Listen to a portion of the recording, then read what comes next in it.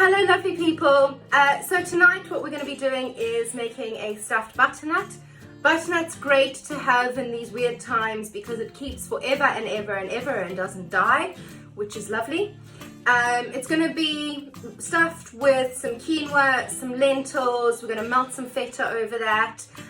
Really nice, easy recipe, super healthy, fairly low carb, so I hope you enjoy it. First, as always, let's pour some wine. I'm drinking a Rioja tonight because that's what I pulled out of the wine rack. So, cheers.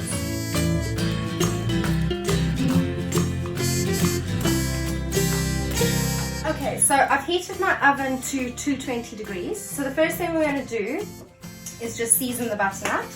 So you want just a little sprinkling of cumin, not too much, just a little bit.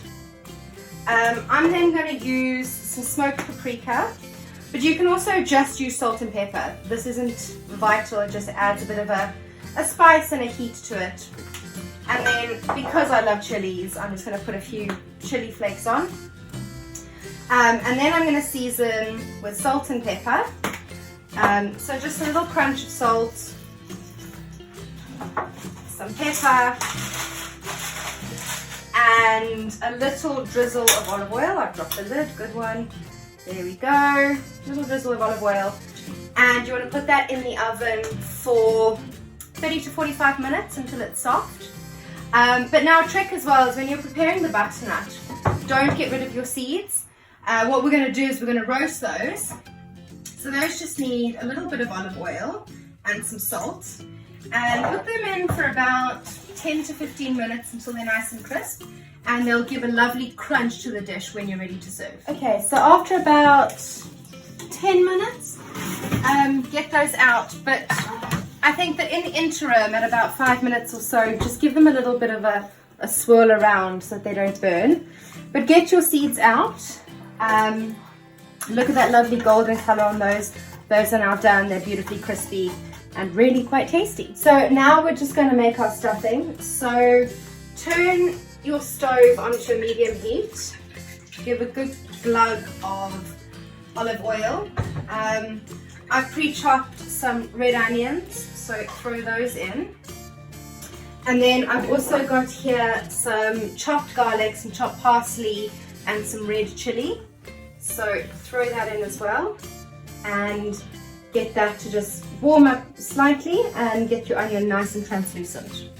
Okay, so once that's nicely sizzling away, what you want to do is just add some quinoa. So I've got a packet, but also make it yourself.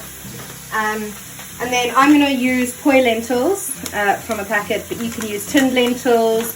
You can use dried lentils if you have soaked them and cooked them. So just get those in the pan and mix that all up, and don't forget to season. Okay, so then just add in a tin of tomatoes. Otherwise the mixture is quite dry, so you just want to get a little bit of liquid going. You can also use fresh tomatoes. You can pop a bit of stock in there, really whatever you've got to hand. You just want to get it a little bit more liquidy so that it's not super dry. Also then just add a bit of lemon zest. Okay, so after about 30 to 45 minutes, just check your butternut. Those look nicely cooked. So just get a fork, make sure it's cooked all the way through. Oh yes, that's lovely and soft. So your butternuts are done, and now we are going to stuff them. Take a sip of wine.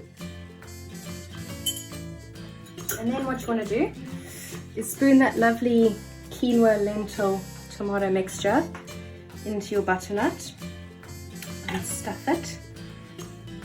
There we go. There's quite a lot left, so you can always freeze this and use it again for the next time you do stuffed butternut, or have it as a dish on its own. It's also lovely. Then what you want to do is get your feta cheese and just crumble that over. Do that for both of them. Then put a little bit of black pepper over, and you're going to put that back into the oven for about 10 minutes just so the feta can melt and get slightly golden on top. Okay, so now we're just going to make a little bit of a dressing to go over. So all you need is some yogurt. So put a little bit in your blender, maybe about 3 or 4 tablespoons. Then maybe about a tablespoon of tahini. You want to put in a clove of garlic, some parsley, and then you want to just juice a lemon. Pour in your lemon juice, some olive oil,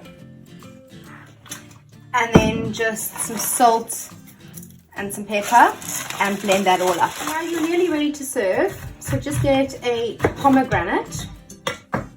And the best way to de-seed a pomegranate is just to bash it. So hold your hand and bash it with a spoon. It may look like a bloodbath, but it's worth it to get the seeds out. So sprinkle that with some seeds.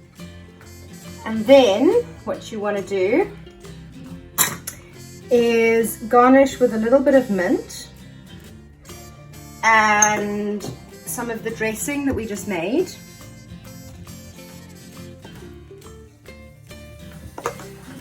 And then some of your seeds that you crisped up earlier. And then you are done. So I hope you liked it.